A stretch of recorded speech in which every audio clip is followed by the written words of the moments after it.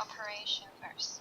So, for example, usually the user may modify the customer information by simply open the Excel file and then click on the cells to modify the information, or use the find function to find the required customer and then edit the information. Next is adding the new customer information. So we can just simply add the information on the next line.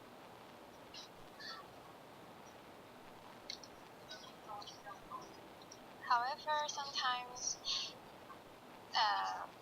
we may carelessly type in wrongly, and then we need to type it again. And then next is the product order. In order to calculate the order information, we type in your customer ID, gender, order date, category, product ID, quantity in the respective cells, and then we can use the Excel formula to calculate the sales amount by typing the equal sign, and then click the quantity cells, and then finally matching product ID in the product category worksheet. Finally, we press enter and the sales amount can be calculated. To generate charts, we need to first select the workbook cells and then select the column, category, and then click sort and filter, and all the data are sorted out. Then we need to open a new workbook which contains 3 new worksheets, that is the beverage, cakes, and also the plaster. Then we need to go to the previous worksheets and then select which column we want to output to the new workbook, that is the order date, product ID, quantity, and sales. And then we copy to the specific worksheets.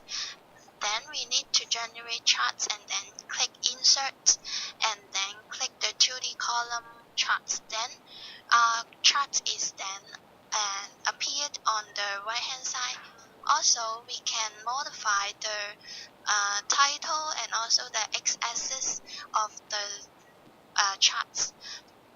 We can modify the x-axis to the order date, and then we can see the sales revenue of beverage for each day as shown on the graph. If we want to generate a summary statistics for the Taste Cafe, we need to first type the equal sign and then type the maximum and then select the data range in the workbook. Then we can find out the maximum sales for the whole period, so as the same method as the minimum and the average sales. For the pivot table, we need to first click the insert tab and then click the pivot table.